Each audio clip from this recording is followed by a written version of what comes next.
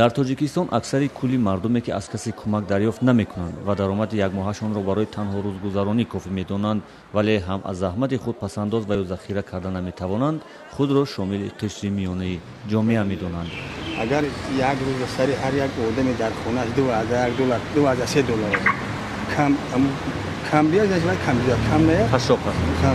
зиёд биёд қашоқ не خودم کار میکنم باشم کار میکنم خواهشم کار میکنم وسط کارم قریب 2800 میلیون من در اویلی من نبیرم که چیزی که 11 کسی ما میگه من مهنت دولتی دارم اینجا با مهنت دولتی دارم که با موزی نقل میتیاد با اگراب دارم غیر از اگراتی و که همین من استفاده میگیرم از وای چیز با دیگه درآمدی دیگه دارم با که مهنت میکنم میوام از که قریب حالا همین گویم که 2000 2500 یک ماه درآمد میشدم جمع میشدم هوای من با آزاد میرفتم من نمیخوام من دیگه من حال من خودم گوی همین که یگان گفتی روز که نیت کلاد ویه چه همو درمو تمرخم همو یک 5 سال زمین تمرخ دارم اوه گو سال یک شالی میکردم گو سال یک گندم میکردم گو نمیدونم نرسه پمیدار یک بالگر مثال یک زندگی اگر روز میکردم با همین خاطر روز ما میگذرونم یک خودم تا قواعد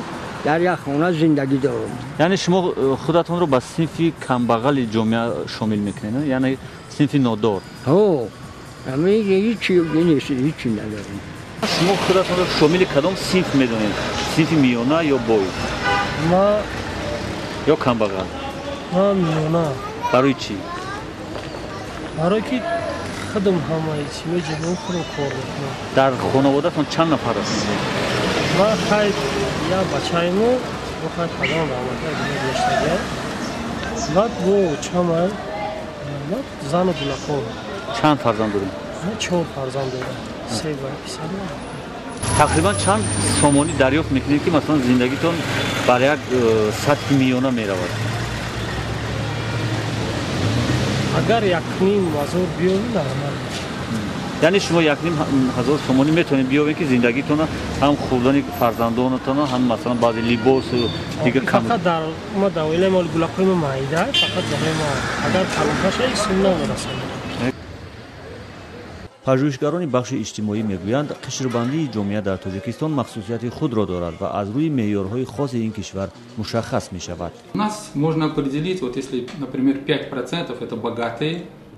агар дар тоҷикистон 50% сокинонро сарватманд гӯем маълум аст ки 55-60% зери хати фақр зиндагӣ доранд яъне қашоқанд пас ҳудуди 40% мардуме ҳастанд ки дар сатҳи миёна зиндагӣ доранд агар дар амрико синфи миёнаро бо ҳаҷми даромад муайян кунанд дар тоҷикистон баръакс бо ҳаҷми хароҷот мешавад ҳисоб кард зеро мо таҳқиқот гузарондем ва мардум дар зимн мегуфтанд ки бо 200-300 сомоне ки дар як моҳ дарёфт мекунанд зиндагиашонро пеш мебаранд вале чун хароҷоташонро мепурсидем онҳо дар як моҳ ҳудуди 1000 сомонӣ бармешумурданд яъне ҳарчанд даромадашонро то ҳадде пинҳон мекунанд вале аз рӯи хароҷот мешавад сатҳи зиндагиашонро муайян кард ба ин тартиб дар тоҷикистон нафаре ки аз 400 то 3000 сомонӣ дар як моҳ дарёфт мекунад ба синфи миёна шомил мешавад.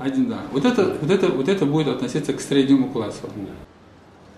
дар ҷомеаи тоҷикистон қишри миёнаи мардум на бештар аз синфи қашоқ ба назар мерасад зеро аксари кулли мардуме ки худро шомили синфи миёна медонанд собит ба ин қишр шомил нестанд яъне синфи миёна дар тоҷикистон албатта имконоти таҳсилу истироҳатро доранд вале ҳар кадоме дар доираи маҳдудаи анҷом мешавад ки марбут ба даромади хонавода аст вале бояд гуфт ки дар бисёр ҳолат дар ҷомеаи тоҷикистон қишри миёна имкон дорад дар ҳар таҳаввули иқтисодиву сиёсӣ ба қишри осебпазири ҷомеа яъне синфи қашоқ табдил шавад зеро аксари ин синф сармоя ва даромади собит надоранд ва бар асоси қонунҳои иҷтимоии тоҷикистон ҳимояти лозим намешаванд.